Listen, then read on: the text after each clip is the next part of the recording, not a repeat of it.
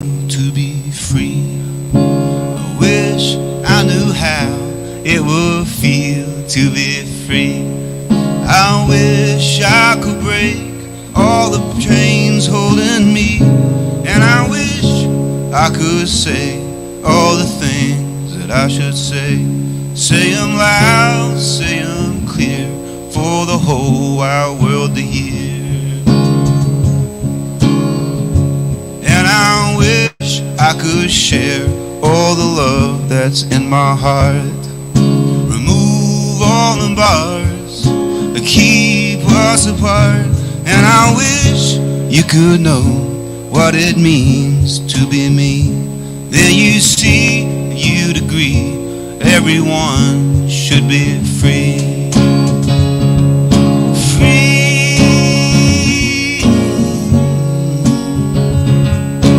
Free, yeah. And I wish I could give all I'm longing to give. I wish I could live like I'm longing to live. And I wish I could do all the things that I can do. Though I'm way overdue, I'll be starting anew. Free. Free. Well, I wish I could be like a bird in the sky. How sweet it could be if I found I could fly. Well, I soar to the sun and look down at the sea. And I sing 'cause I know. Yes, I sing 'cause I know. Well, I sing 'cause I know how it feels to be free. Yeah, I sing 'cause I know how it feels to be free. Welcome, everybody. Happy Sunday. Good morning, everybody, and good morning to those of you out in the virtual world. It's so nice to see you. It's been a couple weeks since I've seen you guys, and I haven't seen you guys here either. Well, I wasn't here last week. Was I here last week? Where was I? Sea Beach. Who thinks I'm ready for sabbatical? Yeah, sabbatical's not a vacation, but it's darn close. So I'm excited, and I'm excited about months. So those of you who have known me for any period of time know, and poor Annie, God bless her, she knows she's going to have to tolerate this for the next week, that my mantra is for in greeting anybody is, anybody remember from last year? Good heavens, I've said it every year for almost 20 years. Up the rebels, down the tyrants. It's 4th of July, and our theme is freedom, and really it's emancipation. And I love that word emancipation because what it means is the freedom from all controlling forces. Emancipation is to be free from any and all controlling forces. So just ponder that if there's any kind of controlling force in your life. And basically it comes down to something that that Bob Marley says, you know, free yourself from all mental slavery. So anyway, so that's kind of where we are. So good morning, Lee. Good morning. Good to see you. Jim, it's always a pleasure to have you here. And Kurt, it's like the three amigos plus one. So I guess it's the Cuatro Amigos. Quatramigos. So emancipation, freeing from all influences. You got one? Do I have a version of this? Do you have a personal emancipation? Absolutely. The indoctrination of upbringing and culture, understanding your culture, it feels like it doesn't have to feel so severe as I was brought up by these oppressive education system. It doesn't have to feel like that dramatic. It's just the fact that all of us were indoctrinated and guided by a certain set of beliefs, and understanding what those beliefs are and how they play out within your culture is kind of becoming free of being blind to the direction it takes you. Yeah. You got to watch Silo. How about you, Jim? Any emancipation stories? Got me off guard on that one. I would say I definitely echo a lot of what Lee had to say. I would definitely echo a lot of what Lee had to say about the liberation from blindness. The more we are aware of the influences in our lives, I don't think we can be free of everything. I think there's a lot of controlling forces that are necessary, but our awareness of them helps us to figure out how to navigate them more healthfully, maybe is a way to put that. How about you, my friend? Well, how long do you have? An hour. Yeah, well, I don't want to take it all up. Yeah, I think when you ask that question, I've been reading and looking at Michael Singer's philosophy, and then there's a song that comes to me, and Rev and I were talking about it when I got here, and I first heard it in a country song, but I came to find out that it was written by Bob Dylan, and he said that it's a song called "Everything Is Broken." And I think the emancipation for me is to, one, recognize that in myself, and then acknowledge and accept it, and then see that same thing in everybody else. Because, again, as you were saying earlier, spiritual community, we grow up all over each other. So the things that happen are the things that, we see each other's brokenness, and we get to heal that by, through love. But also, for me, that freedom means to letting go of that false self and trying to move into that higher self, our soul, and to live from that place. And so the true freedom comes from just, know yourself and then forget yourself. And I don't know, I could go on and on. Mm-hmm. We'll have a couple sermons this morning. I kind of like that. And for everybody here too, one of the things that, when all the practitioners have gone through training here, one of the questions that I asked them is, can you pray for someone you don't love? And there's a spoiler alert, you can't. And something that Dr. Holmes says, he says, we see the condition outside and we heal it inside. In other words, we emancipate ourselves from any false ideas or beliefs that we have. And when we do that, we create a new possibility. And so, as all the mystics have said, prayer doesn't change God, prayer changes us and aligns ourselves with something else. But more on that later. Why don't we, I'm tempted because I think there's somebody here, I don't know who they are, I'm just gonna follow. So, anybody got a very short declaration on emancipation?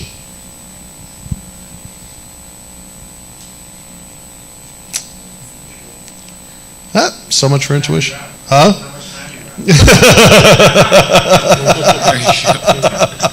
Short, genius stands on limitations, says Ralph Waldo Emerson. So, there being none, why don't you take the seat, Kurt, and take us to prayer? Right.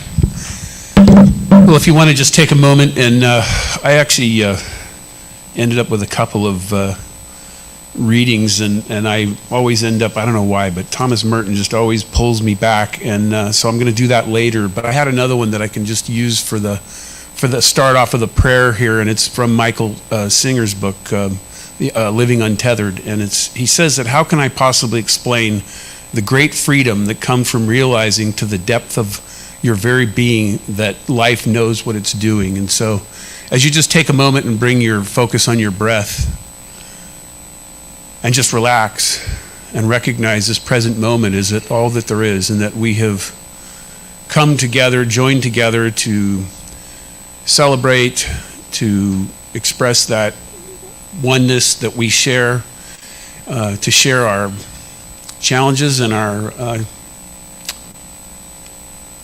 the other aspects in our life that are important, that are unfolding in all different aspects. And so I just know that as the service unfolds this morning and through our divine dine, that we are connected as a community through love, through Reverend Guy's words, through Lee's music, through the words that I'm speaking, knowing that we are divinely guided, and that as we surrender into that infinite presence that is unfolding my being and each of our beings and is unfolding this community, we are saying yes to knowing that life knows what it's doing. And so I just give thanks and I release these words into that infinite mind of God, knowing that as these words are spoken, that they are done. And together we say, and so it is. So it is. So now I'll give you the other reading. So you decide to use, this is by Thomas Merton, by the way. So you decide to use your life to free yourself. You become willing to pay any price for the freedom of your soul. You will realize that the only price you have to pay is letting go of yourself. Only you can take inner freedom away from yourself or give it to yourself. Nobody else can. It doesn't matter what others do unless you decide it matters to you. And so it is. So it is. And so now I'd like you to, we'll take a moment and go through our loving kindness meditation. And I'd just like to invite you to think of someone or an animal, companion who fills you with love, and invite that love to enter your heart and really feel it. And let it fill your whole body. And then just quietly say to yourself, may I be filled with loving kindness. May I be well. May I be peaceful and at ease. May I be happy. And now picture the person or animal in front of you. Quietly say to yourself, may you be filled with loving kindness. May you be well. May you be peaceful and at ease. May you be happy. And now just let that feeling of love just fill this entire sanctuary. And just quietly say to yourself, for the congregation, or maybe it's just one person here who's on your mind.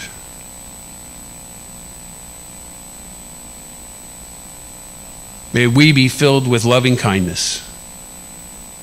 May we be well. May we be peaceful and at ease. And may we be happy. And so it is. So it is. So now I'd like you to join me in a 3-minute silent meditation.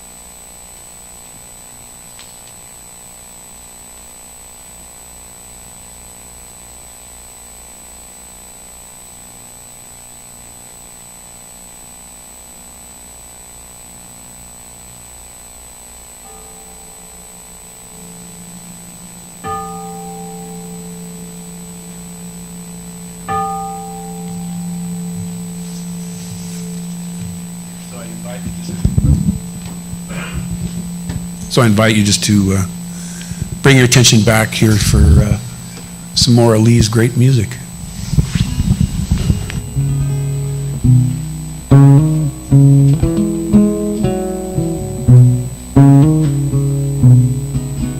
Old pirates, yes, they rabbi, sold I to the merchant ships. Minutes after they took I from the bottomless pit, but my hands were made strong by the hand of the Almighty. We for this generation triumphantly.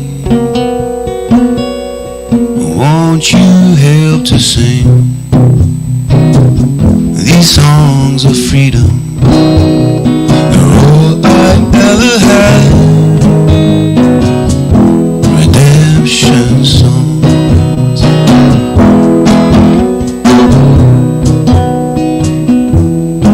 Emancipate yourself from mental slavery. None but ourselves can free our minds. Have no fear for atomic energy. None of them can stop the time.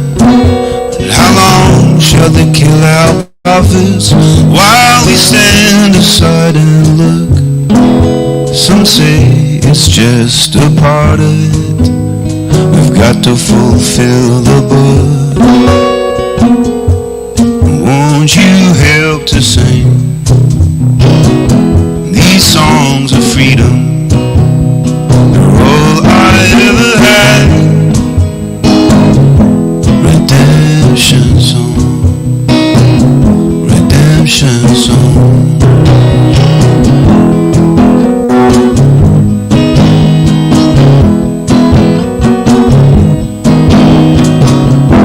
Emancipate yourself from mental slavery. None but ourselves can free our minds. Have no fear for atomic energy, 'cause none of them can stop the time. How long shall they kill our prophets while we stand aside and look? Some say it's just a part of it. We've got to fulfill the book. Won't you help to sing these songs of freedom? They're all I ever had. Redemption songs, redemption songs. These songs of freedom.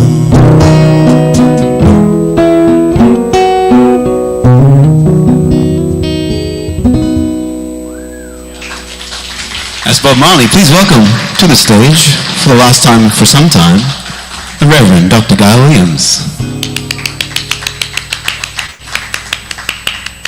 Emancipated.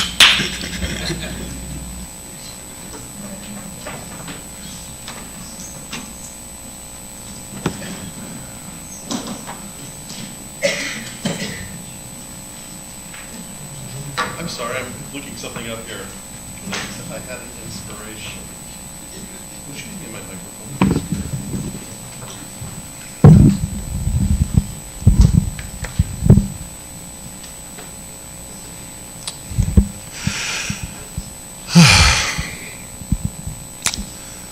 So a sabbatical.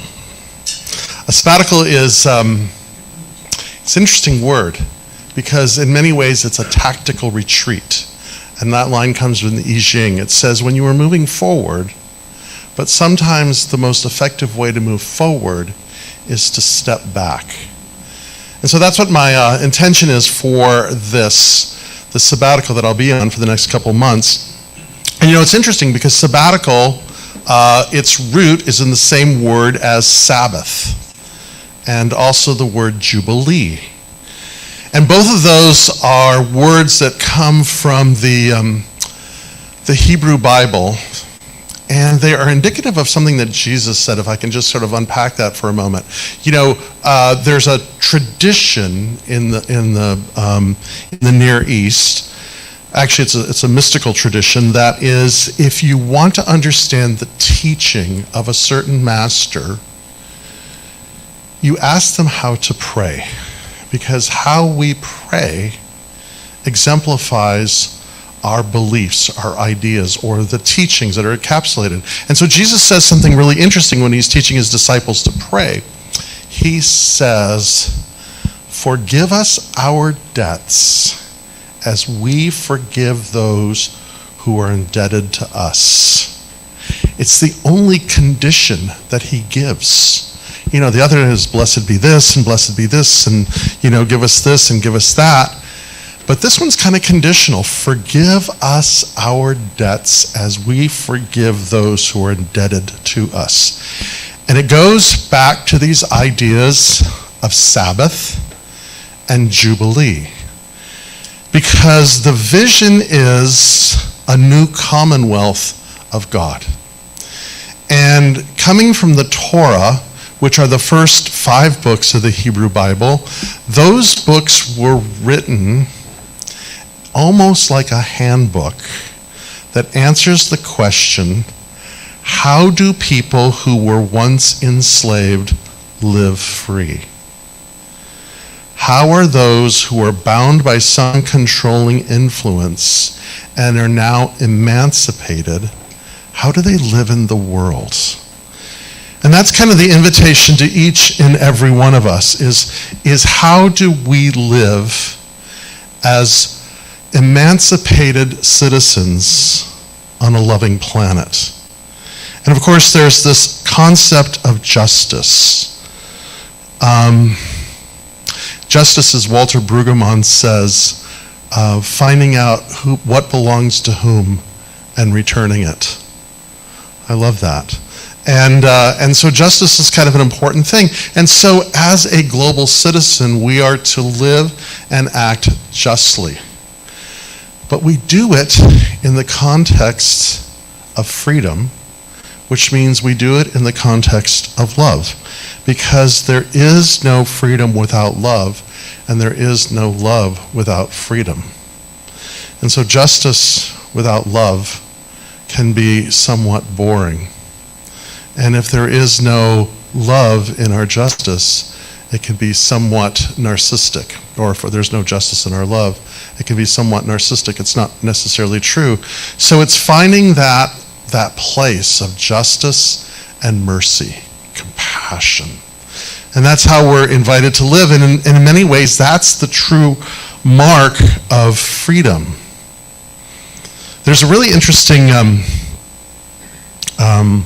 story that I like to think about during this period of time. And that's on the Feast of St. John, the evangelist, which in Freemasonry, there's 2 high holy days in Freemasonry, if you can make up such a thing. And that is really the summer and the winter solstice, which are also mystically called the Feasts of St. John, which is why all Masonic lodges are dedicated to the Saints John. But prior to the festival of St. John in the wintertime, in early December, a group of guys, this is in 1773, a group of brothers from St. Andrew's Lodge in Massachusetts decided one day that they would go from labor to refreshment, dress up like Mohawks, and board the British ships and dump the tea into the harbors. We call that the Boston Tea Party. Masons are allergic to tyranny. And the whole thing started because the crown, during the 7 Years' War, you know, the battles between the French and the British, the royalty and the aristocracy, the thing about empire is this. It takes a lot of money to run an empire, because you're always looting and pillaging and burning and stealing from other people, and that takes money. And the kings aren't going to pay for that, nor the aristocracy. And so who's going to pay for that? And so a tax was levied on the colonists that they were going to pay for the war, and the American colonists, who were longing to become citizens, rebelled against that. It's an old story. It goes all the way back to the myths and legends of ancient Israel and beyond. In the book of Samuel, there's this wonderful story that happens where the people of Israel have been looking around and they don't have a king, and they want to have a king like everyone else has a king. And so they petition Samuel, who's this great prophet, we want a king. And Samuel says, actually, you really don't. And they said, no, we really do. And so Samuel goes and he prays, and this is the answer that is written that he had. So Samuel explained everything to El Shaddai. And this is what he answered. He says, this is how a king shall rule over you. He will take your sons and use them for his chariots and his cavalry and for runners of his chariots. He will use them as his commanders of troops, of 1,000 troops or 50, or to do his plowing or his harvesting, or to make his weapons or parts of his chariots. He will take your daughters to be perfumers, cooks, and bakers.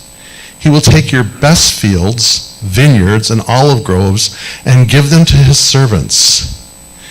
He will give 1/10 of your grain over and your vineyards to his officers and servants. He will take your male and female servants along with the best of your cattle, donkeys, and make them do his work.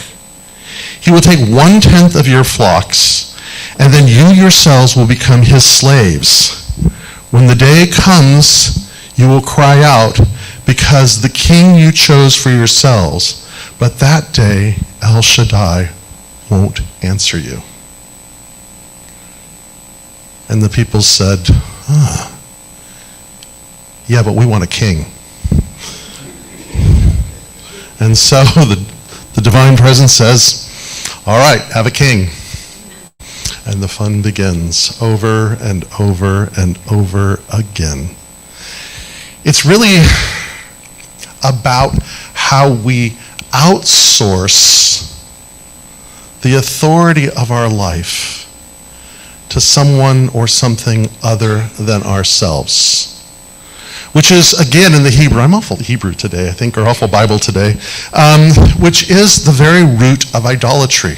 Eric Fromm says that idolatry is taking something within yourself and projecting it onto something or someone else. And the larger it becomes, the smaller we become to it. And so this idea of kings and empires is truly an idolatrous thought. Benjamin Franklin, another Mason, another founding father, says this: those who give away their authority for the sake of security deserve neither. So those are the stories we tell so that we can remember this idea of being free from all controlling influences. Frederick Douglass knew this. Frederick Douglass was born a slave and was indentured to a person who wanted to be a strong, powerful, and cruel master and beat him. And Frederick Douglass ran away, and he was brought back, and he was beaten again.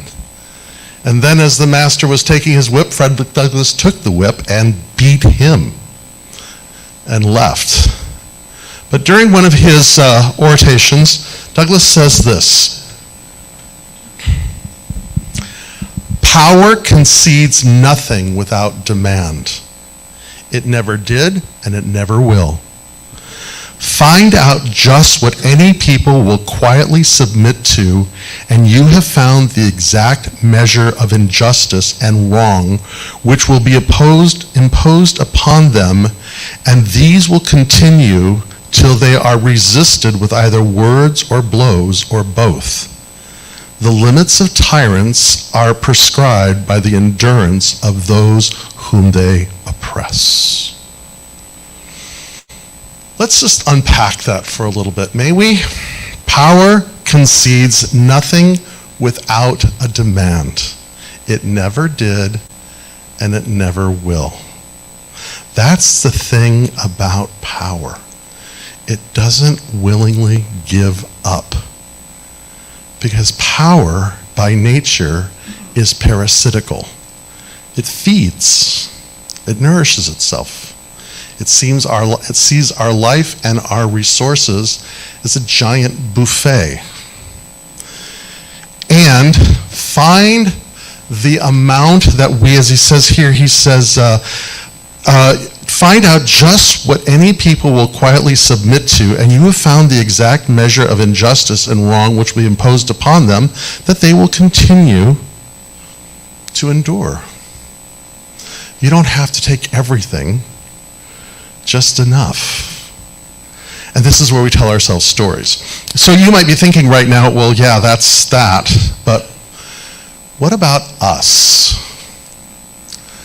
What tyrants operate within us? As Bob Marley says, free yourself from mental slavery.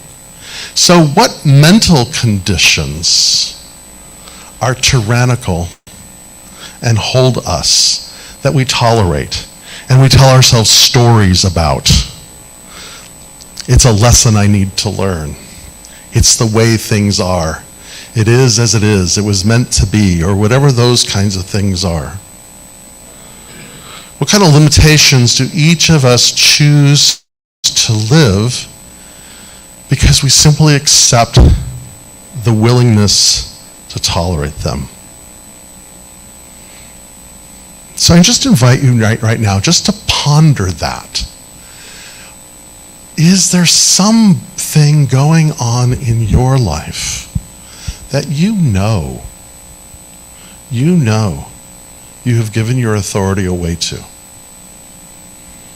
that siphons off energy? Perhaps it's an attitude of pessimism or nihilism or complaining or worry. All of those can be tyrants. And here's the thing, those mental conditions don't go away willingly. They have found room in our brain and have woven in those neural pathways. And like any other mind parasite, they feed on them. So just think, is there one there? Is there two there? And then say quietly to yourself, enough. Enough. Marilyn Ferguson wrote back in the 70s a book called The Aquarian Conspiracy. And one of the things that I remember most about this book is that she talked about the 60s and all the hope and all the excitement and all the energy that was put into creating this new world, except that it imploded, as it has done time after time after time after time. And what she said is the reason that it did, and the reason that it continues to do so, is because we think that if we change the external conditions, the internal conditions will change. But in fact, unless the internal is changed, you can change the external until you're blue in the face and nothing will happen. It will simply default back to the way things are. And so it's really all about the inner experience. Or as it's wrongly referred to in the Quran, it says there are two jihads. There's the outer jihad and the inner jihad, which is the battle for emancipation. And it's the inner one that's the most important. It's the quest. It's the search. It's the answer. It's the commitment to a new thought. And as the Buddhists say, it takes a form of mental hygiene. And to echo what Kurt, we share a spiritual hero in Thomas Merton. He says this: the greatest need of our time is to clean up the enormous mass of mental and emotional rubbish that clutters our minds and makes all political and social life a mass illness. Without this house cleaning, we cannot begin to see And unless we see, we cannot thank. And then he goes on to say, the purification must begin with the mass media. In other words, what are you feeding your brain? What are you feeding your head? What are you allowing to influence into there and tolerate and watch and listen, and then just see how it subtly sucks the authorship of our life away with promises it can never and will never keep. You know, a couple years ago, I found myself addicted to the news because, you know, it felt like every day there was some existential threat that was happening. You know, it was just like, what more can happen and what more can happen? And just sort of read that with just dread. And then what I realized, it happens every day. That's the nature of it. There's always an existential crisis. There's always, because it's always drawing us in and telling us stories and feeding us lies and pulling us in and distracting us and robbing us of our resources and our well-being. What does it mean to be free? What does it mean to be emancipated from all influences? Because for so many of us, we don't even know what it means to have an original thought. Dr. Holmes calls this race consciousness. And race consciousness is simply that. It's when we are not consciously creating and thinking and doing. It is the collective consciousness that is thinking and doing and creating through us. We simply become an eye, an ear, a hand, an activity of something that isn't even us. And we're not even aware that it's happening. So I want to offer a couple anecdotes, if I might. The first is 2 things to remember. One, and please remember this for the next 2 months. The first one you hear me say over and over and over and over again, almost every Sunday, which is the truest thing about you. The truest thing about you. The thing that is absolutely true, undeniably, is that you are the beloved of that which has created you. That its God, its experience towards you is unrelenting love. And the second thing is that we have been created as a noble race and invited to participate in the experience of evolution. Or, another way of saying that is the bringing of the commonwealth of God. You hear me say this often. I quote Teilhard where he says, we are evolution become intentional. And what is our intention? Or is it the intention of someone else that is living through us? So, one of the things that I've been thinking about is this line from this woman, Tonica de Bombero, who says that writers write to make revolution irresistible. But I think that's true of every form of art. Artists create. Writers, songwriters write songs. Musicians play songs. Painters paint. Sculptors sculpt. Gardeners garden. Parents parent to make revolution irresistible. Revolution, its Latin roots mean to come back to the beginning. A revolution, like a planet or a movement, is to come back, is to return to the starting point. And so we create to make coming back irresistible, right? In Vedanta, that's known as Dharma. In astrology, it's called the 5th house. It means the thing that is unique and special, that is ours to create and do. And in doing it, we make the world a better place. Because let's just face it, this thing called evolution, this path that all of us are on, it just wouldn't be the same without you. And so we practice our dharma, the thing that brings us joy, the thing that we know is ours to do. Ralph Waldo Emerson says that each and every one of us has a vocation, a calling. And the talent is the call. And so we practice that. Because here's the thing, is that something that Walida Imarsha and Adrien Marie Brown say is this: art is not neutral. It either upholds or disrupts the status quo, advancing or regressing justice. We are living now inside the imagination of people who thought economic disparity and environmental destruction were acceptable costs for their power. It is our right and our responsibility to write ourselves into the future. All organizing is science fiction. If you are shaping the future, you are a futurist. And visionary fiction is a way to practice the future in our minds, alone and together.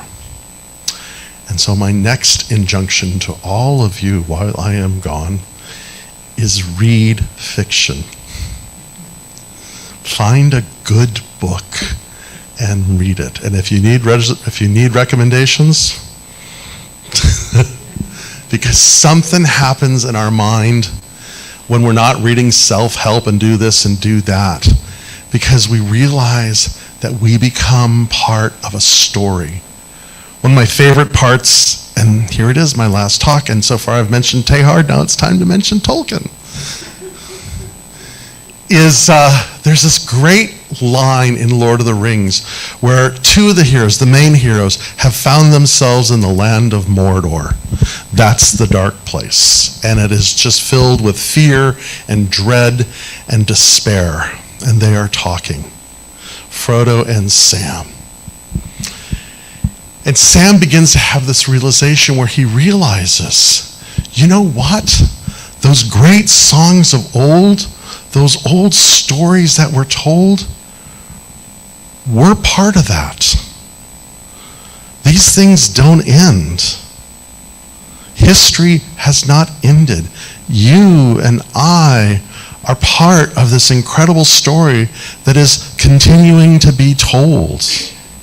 The beauty of fiction is it gives us an opportunity to realize that we're part of something greater than ourselves. To get back to what Kurt was saying earlier about if you want to find yourself, lose yourself. And it's not like we go numb, but it's realize that we are part of something greater than ourselves. And that we are contributing to that. They go on to say this: because all organizing is science fiction. We are dreaming new worlds every time we think about the changes we want to make in the world. Every time we think about the changes that we want to make in the new world, we are creating new imaginations, new possibilities, new stories. Novelty, shift, change. The power of the imagination, the regeneration of the imagination is the most important thing we can do for ourselves.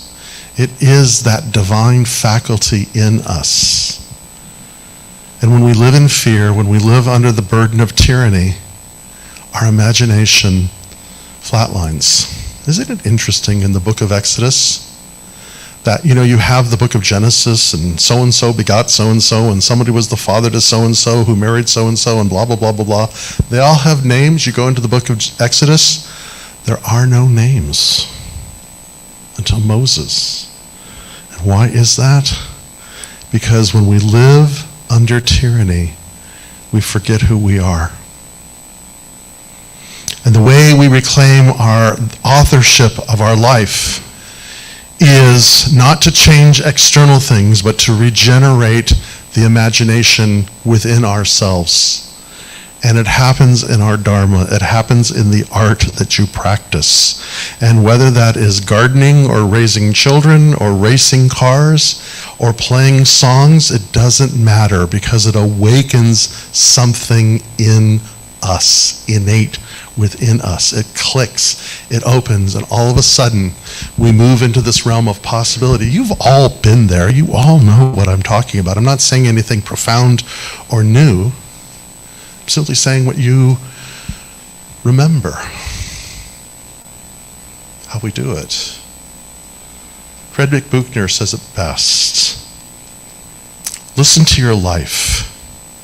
See it for the fathomless mystery it is, in the boredom and in the pain of it, no less, than in the excitement and the gladness. Touch, taste, smell your way into the holy and hidden heart of it. Because in the last analysis, all moments are key moments, and life itself is grace.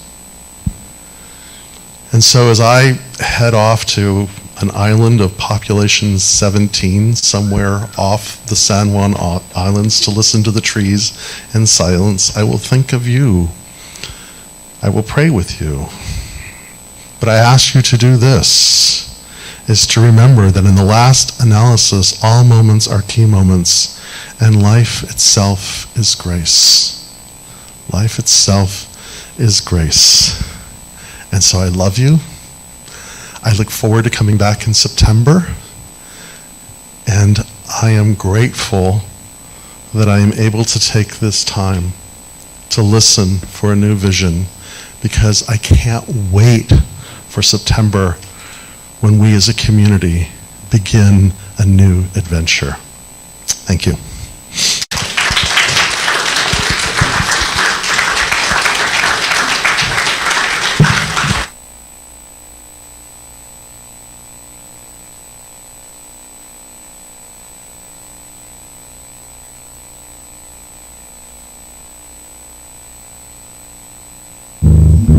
Thank you, Rev. So excited for your excitement.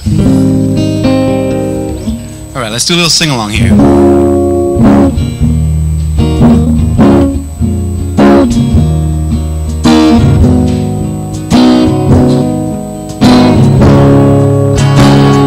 What the world needs now is love, sweet love. It's the only thing that there's just too little love. Needs now is love.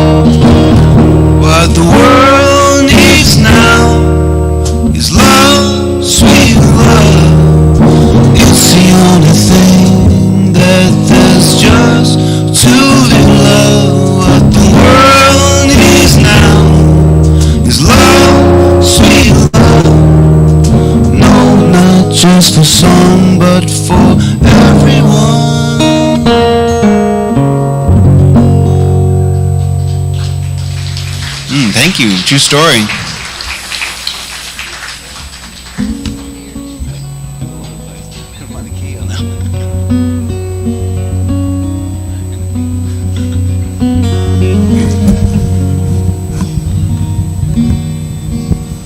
Well,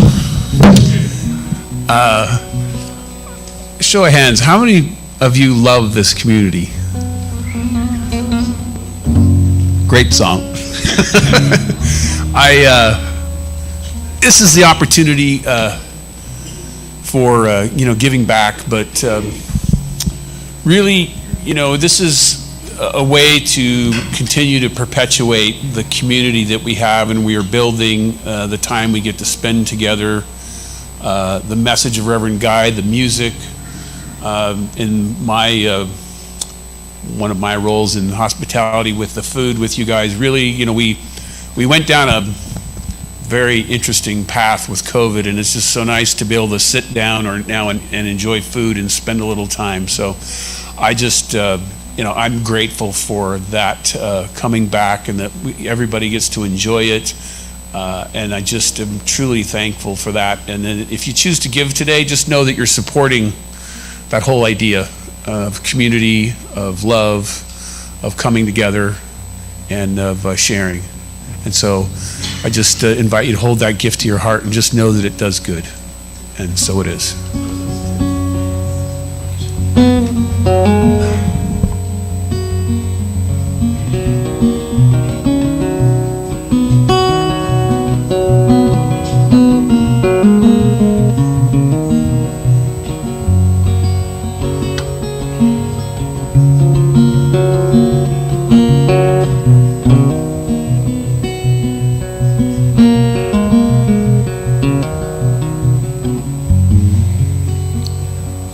So thank you all again for coming, and I just want to point out a couple things because there are 4 people that I know in this room right now that make Revolution irresistible. And the first, of course, is our music director, Lee. And so Lee, yes. Is there some place that you're playing that we can see you? To watch the revolution happen? Let's see. I think I've got something coming up that could be fun. Let's see. I'm going to Disneyland on Wednesday. That's going to be fun. Yeah. We're not going. I can't think of like a public one. I do so many private ones, but right here on a Sunday morning, that's where I'll be. Okay, you can see him every Sunday morning.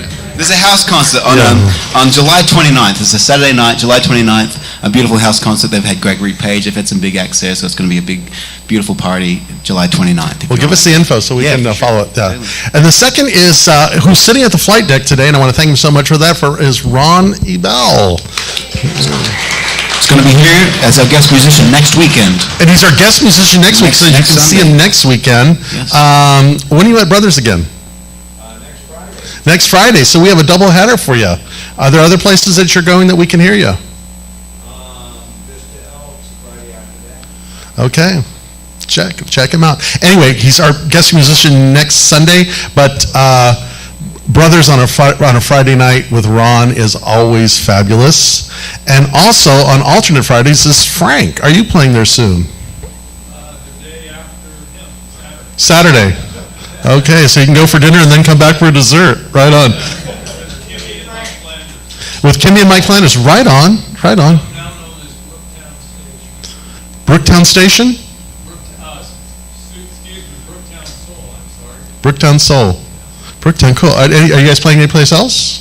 Hopefully soon at the brewery and the Nice. The Mill's a cool place. Great pizzas. And then if you didn't know, Mike Reardon got Best in Show at the Fallbrook Arts Center. And his art is also at the county fair. I'm sorry, I'm not going to go to the county fair. I go to the county fair like about every 5 years because I start thinking about every 4 years.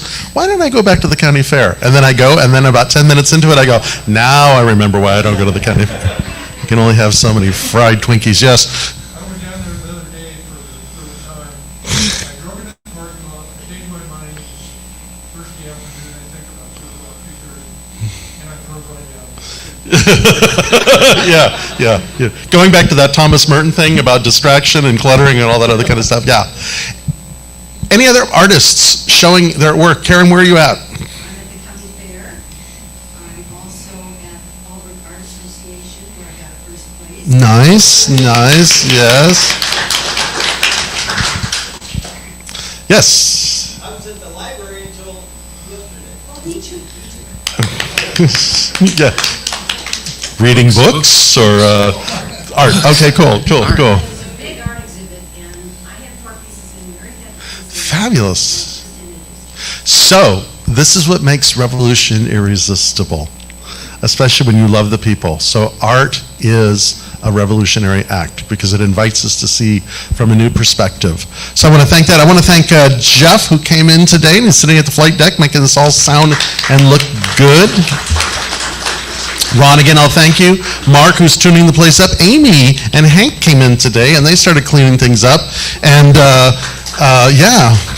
And then, of course, Kurt was, not of course, but it's kind of like of course, Kurt was in the kitchen like at 8:30 this morning with some cool things that are happening there. So let's see, who am I forgetting? I hope I'm not. The greeters were Bob and Marilyn today. Thank you, guys. And Dave was another greeter.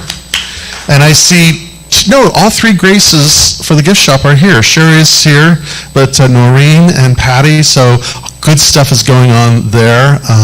Yes. So. Oh, 7, speaking of a revolutionary, Jim has his class at 8:30 on Sunday mornings, 9 o'clock at Sunday mornings. You're here at 8:30, so I just assume you're doing something. Charla, I see Charlotte comes in during the week. By the way, if you ever want to volunteer, we'd love to have you. Charlotte comes in during the week, man. She's got that gift shop just smoking. And Annie and Andrea and Steve are just doing the admin stuff, so our center is in such good hands. It's in such good hands. But it's important that you're here, man. It's important that you guys are here during the summer. Not just because we want your money. We do want your money. But because we're a community, man. We're a community, so that's how it is. So if I've forgotten anybody, it's only because I'm halfway out the door. Paul Meditations. Huh? Paul's Meditations. Paul's Meditation on Wednesday. Thank you. Paul's Meditation on Wednesday. And Charla is doing a class on becoming an empath.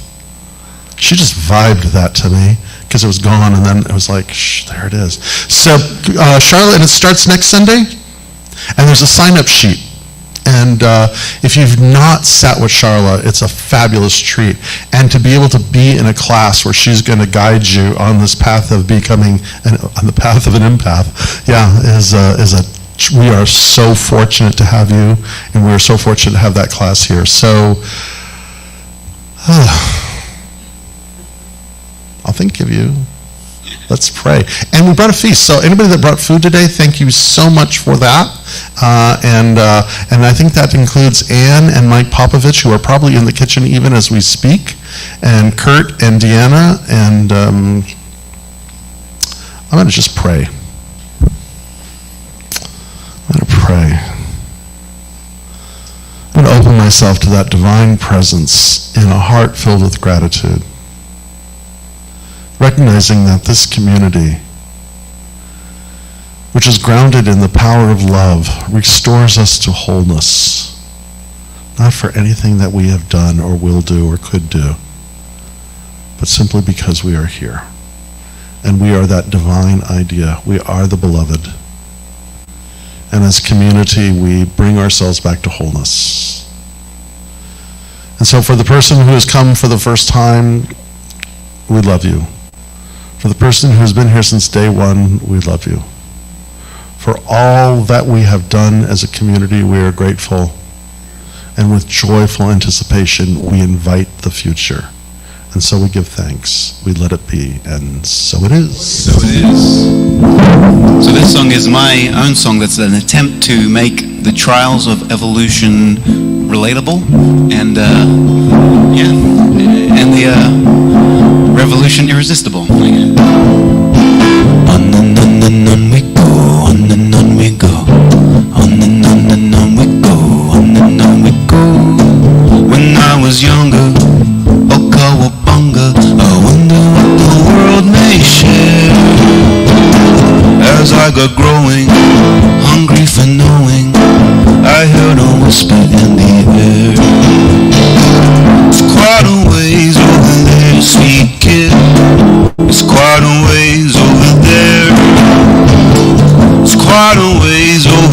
there, sweet kid. It's quite a ways over there. On and on we go, on and on we go. On and on we go, on and on we go. I met this lady, I asked her maybe, do dreams come true, then where? I lost my youth, she said the truth, don't always care to be fair. It's quite a ways over there, sweet kid. It's quite a ways over there. It's quite a ways over there, sweet kid. It's quite a ways over there. Go get it now.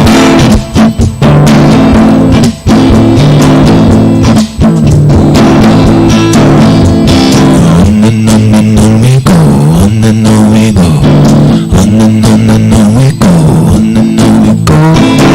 I heard a preacher who came to teach us just to easily be scared. Now he's long gone, still we march on, and getting closer, I swear. I held a dreamer who stopped their dreaming, their dreams beyond compare. Said I could have them, their dreams worth having. It's just the way over there. It's quite a ways over there, sweet kid. It's quite a ways over there. It's quite a ways over there, sweet kid. It's quite a ways over there. Go get it now.